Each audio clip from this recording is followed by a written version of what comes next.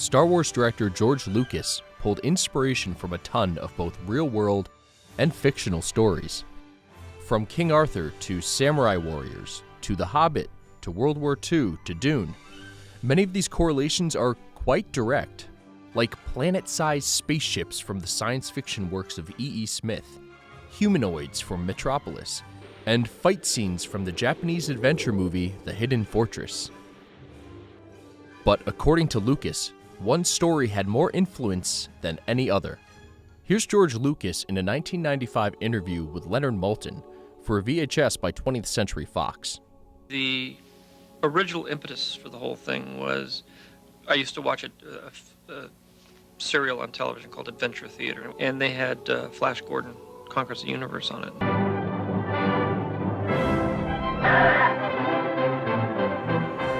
This 1940 movie inspired so much of what became synonymous with Star Wars. The hairstyles, wipes, cloud cities, an evil emperor, and yes, the iconic crawl. But how did it get from this to this? And just what makes the Star Wars intro so brilliant? The Star Wars crawl is simple, but its scale is cinematic. When Star Wars hit theaters in 1977, audiences rose to their feet, cheering in unfiltered excitement. Over the next 42 years, each of the 9 following trilogy films led with the same legendary sequence. The crawl is so beloved that anthology films like Rogue One and Solo were met with criticism for not including it. While producing Star Wars, Lucas was faced with a challenge.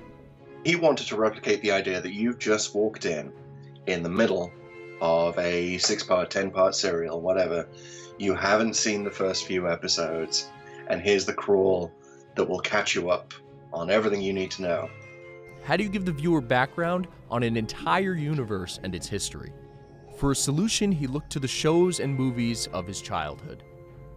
These shows, like Flash Gordon and Buck Rogers, relied on textual context to set the scene. So that seems like an easy solution. The problem is they aren't necessarily the most engaging. But Lucas knew he could master the technique. The director always had a knack for creative visual editing. Here's a scene from his student film, Look at Life.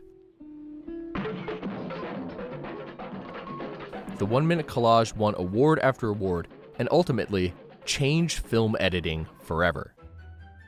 In 1976, just 1 year before the release of Star Wars, Lucas invited famed title sequence designer Dan Perry to come work with him in California. Perry already had quite the resume. He created the intro sequences for The Exorcist, Taxi Driver, and Close Encounters of the Third Kind.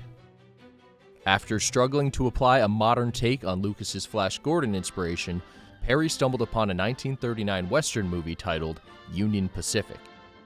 I saw this motion of the titles rolling away from you into space towards a horizon line. So George liked that, he said in a 2017 interview with Art of the Title. But one thing George never liked was Perry's logo proposals. He eventually chose the work of designer Susie Rice. With the format and logo in place, all Lucas had to do was apply his text. But that too turned out to be complicated. The crawl is such a hard thing because you have to be careful that you're not using too many words that people don't understand. It's like a poem. Despite how skilled Lucas was in post-production, he isn't quite known for his script writing. Harrison Ford once stated, "You can type this shit, George, but you sure can't say it." The original crawl was going to be, I think, almost twice as long. And it was twice as long in the early version that he screened. In February 1977, Lucas screened a cut for select members of the crew. Among them was screenwriter Brian De Palma.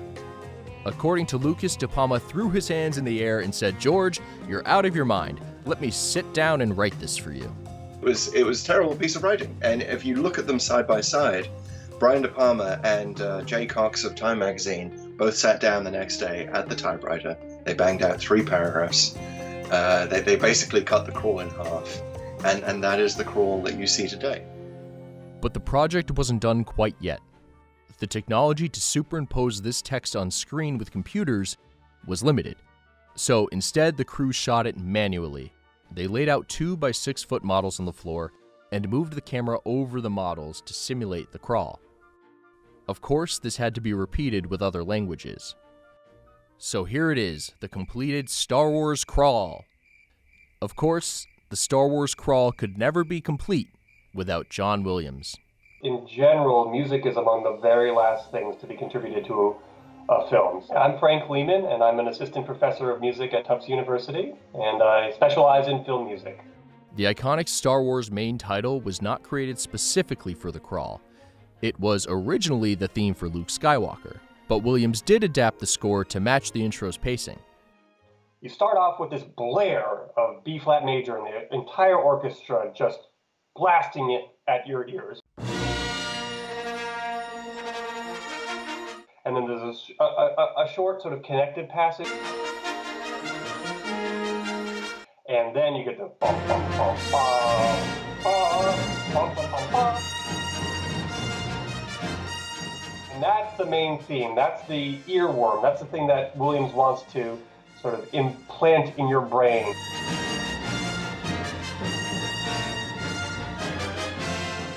And then dying away as the camera pans away. You hear much more amorphous, sort of cosmic music. The harmony becomes ambiguous. The instrumentation gets stripped down. And that's where the unique music for every film starts. And so the crawl was finally complete. A masterful combination of poetry, typography, music, and cinematography. The original 1977 crawl was overshadowed by the groundbreaking effects and awe-inspiring visuals of the first film, but it does still endure as the recurring doorway to the Star Wars universe. Of course, it's been updated since. The yellow font has been saturated, subtitles have been added, and no longer is it made by dragging a camera over panels of text. But the fact that it's been included in each of the trilogy films speaks to its enduring success. Hey guys, thanks so much for watching. Let us know if you'd like to see more movie content on Cheddar. And if you haven't already, please subscribe and click that notification bell. See you next time.